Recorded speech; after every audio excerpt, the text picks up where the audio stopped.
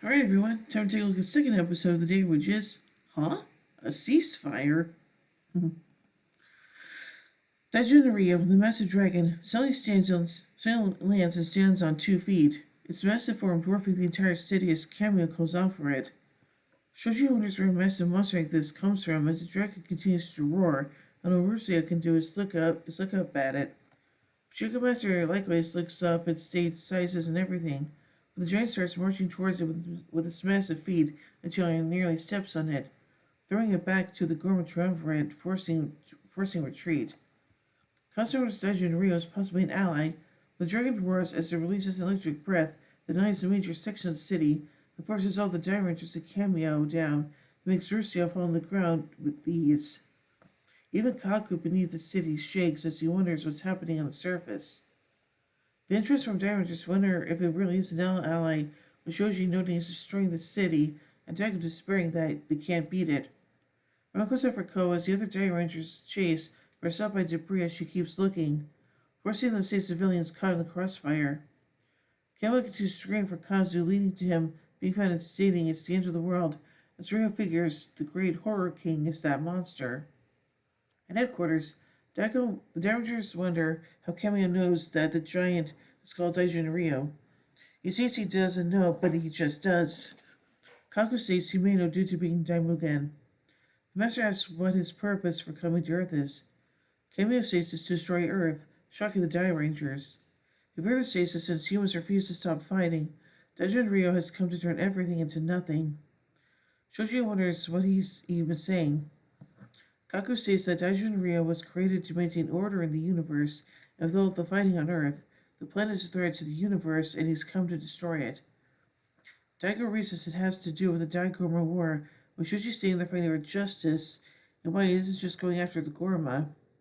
But Cameo states that it's no excuse to Daijin Rio, since there is no good or evil, merely destroying the Earth. That's the only chance to stop fighting, and Daijin Rio will return to the cosmos. Shoji wonders how, since the Gorma causes the fights. Rio returns and asks Rio about Ko, but she states they have to search for him as Cameo looks downtrodden. Suddenly, the news report appears stating that the monster is destroying the cities of Earth and nothing can stop it. Cameo pleases Kaku to stop the battles as the newscaster continues to wonder if Earth's fate as it appears to destroy New York.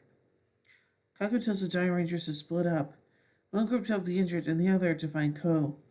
As the team leaves, Master Kaku enters another room where he uses his key to open a door behind a brick wall and enter inside.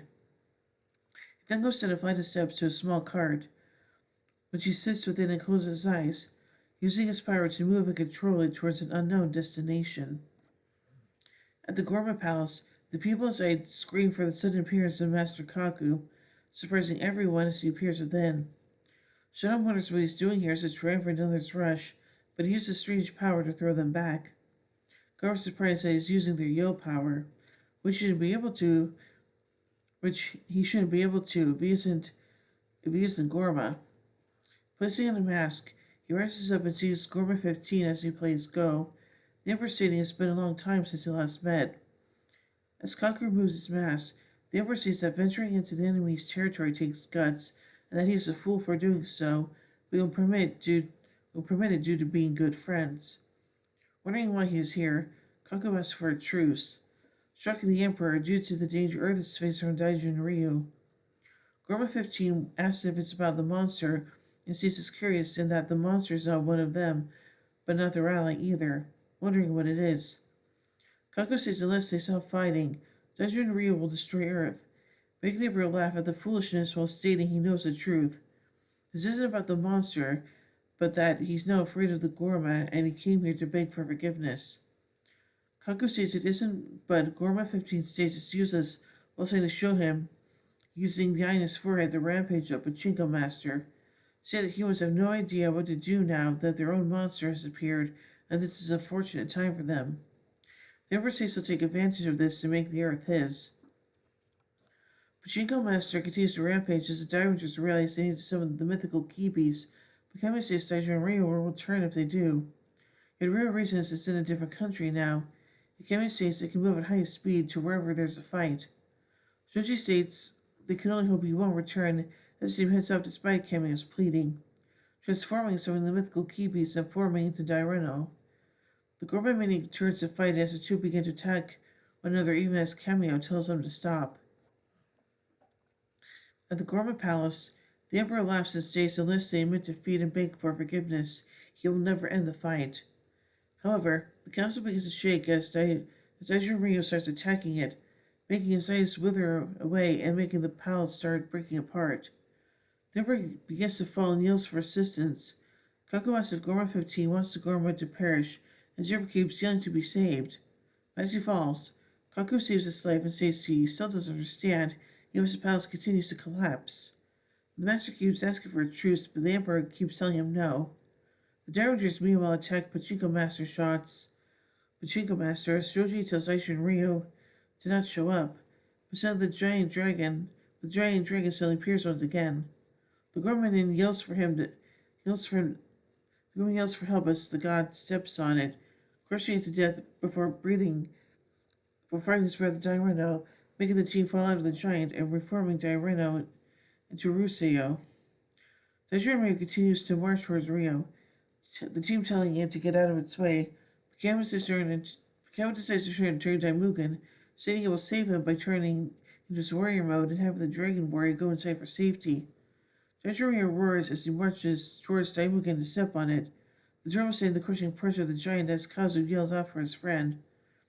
However, the dragon stops his attack, surrounding the team, making Daimugen run as the giant stands silent, not moving anywhere from the city. Daijun Ryu suddenly reforms into dragon mode and flies off. The team declaring they are safe, but wondering why it's suddenly leaving as it flies towards the moon. At their headquarters, the Derringers soon find out about the Gorma truce, which is why Daijun Ryu returns to the moon. Shoji and Ryo wonder why he did it, with Ryo wondering if he's hiding something, because there's no other way he could have gotten the truce. But the Master ignores us, saying the Earth is now safe, but that the Gorma are still who they are, and may still break the truce to attack them before departing, confusing the team.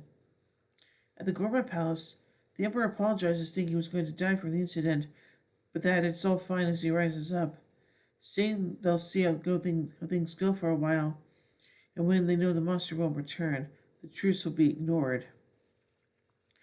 In the city, breaking to search for Ko as Byako calls for her as he's buried under rubble. Pulling him and asking where Ko is, the Sword apologizes that the two were separated when the monster started destroying the city. Rankin screams from the boy as the city continues to remain in ruin from the attack. Elsewhere, Mr. Ruin, Ko wanders alone. Oh, that's not good. So anyway, let's take a look at a note from this episode.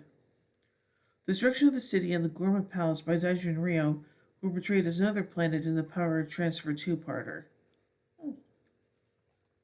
So I think this episode is pretty interesting, and yeah, I'm just wondering how long that ceasefire is going to last, so yeah. So what will I give? A ceasefire.